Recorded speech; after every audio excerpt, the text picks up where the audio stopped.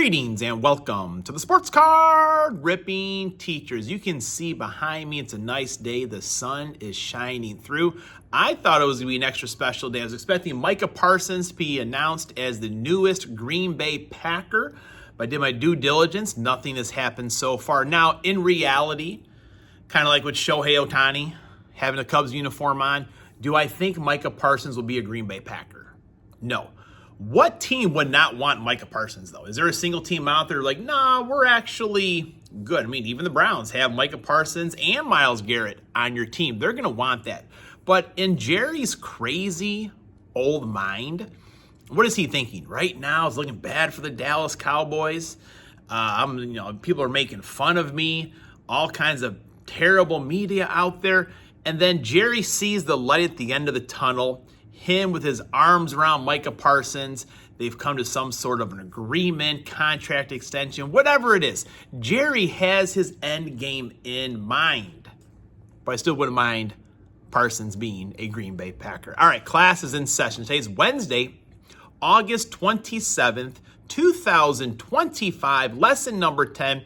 And today goes out to Ron Santo. We'll get a little bit deeper into him in a little bit.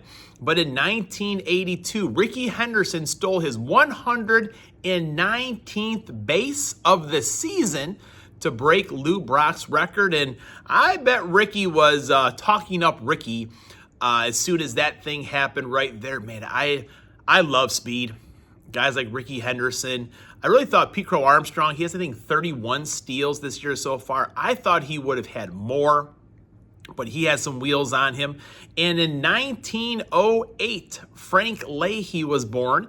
Notre Dame legend, 4 national championships as a coach, and 2 more when he was a player playing for Newt Rockne. Let's now get into Ron Santo. All right, we're back. So I'm going to put up some Ron Santos on display. Hopefully I have all the years right. I believe this is the 1962 Ron Santo right there. We have a couple 63s to show off here as well.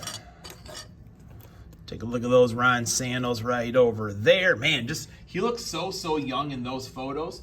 We've got a 64 Ron Santo. Always like that Cubby logo right over there.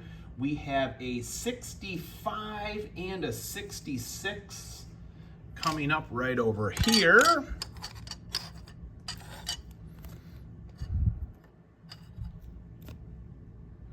Got kind of similar photos on those two right over there. And then we get into, I think I have a 68 on the league leaders. I always like this card just because it has Billy Williams on there as well. The RBI leaders, that's a 69. So the 68 league leaders.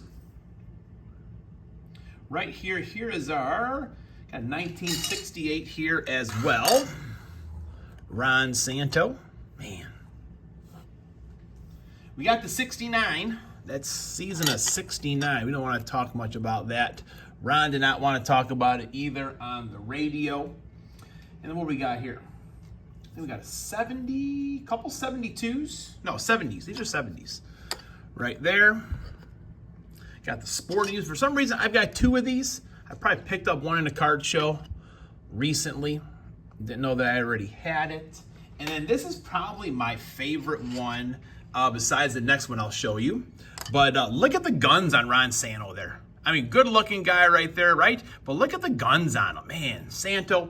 So I never saw Ron Santo play baseball, but he broadcasted Chicago Cubs baseball on the radio, and Ron would call the game as if he were a fan on his couch. It wasn't always pretty, but he was a homer. He loved the Chicago Cubs, and it always came through in his broadcast. And he was enshrined into the Hall of Fame 2012. And here are his career numbers. His WAR is a 70.5, 2,254 hits, 342 home runs, and a lifetime 277 batting average. He scored 1,138 runs, 1,331 RBIs, 35 stolen bases. He did lead the league. Let's see if I can find it on the back of a card. He did lead the league in triples the one year. Is that on here? Folks, back in the day, you take out your baseball cards, take a look and see. So what year is that? Ron had 13 triples. That 1964, yep, led the league in triples. And Pat Hughes would always joke about that. He was like, were there not 3 outfielders in the outfield? Because Ron was not the fastest guy in the world. He's a 9-time All-Star and also a 5-time Gold Glove winner. And I want to read to you, in closing, what is on Ron Santo's Hall of Fame plaque. Chicago's beloved third baseman belted home runs and gracefully defended the hot corner for 14 seasons at Wrigley Field, plus 1 final year at Comiskey Park. The 9-time All-Star and 5-time Gold Glove Award winner, he was the grit and the glue of the Cubs lineup of the 1960s. Mashed 342 career home runs, 8 times belting 25 or more in a season, tallied 2,254 hits, and batted .277 with 1,331 RBIs. His courageous fight with diabetes during and after his career served as an inspiration to millions. And that's one of the things, working at Wrigley Field when Ron was still an announcer, I would see him in the ballpark and just, walking with his 2 prosthetic legs up to the press box. I always wanted to ask him for his autograph, but I'm like, it's just not right. I mean, he was always positive. He probably would have done it, but just, the effort he had to go into getting to the park every day, I just didn't want to do that. So eventually, a couple years ago, with my MVP buybacks, I was able to purchase this Ron Santo autograph right over here, Lumber Cuts, one of the highlight cards of my collection. Again, I have a Shohei Ohtani autograph that I pulled in a pack. A lot of other really good players. But as far as autographs go, for me, just the way that Ron announced games and how much he loved the Chicago Cubs, this is at the top of my collection right here. So number 10, Hall of Famer, Chicago Cubs, Ron Santo.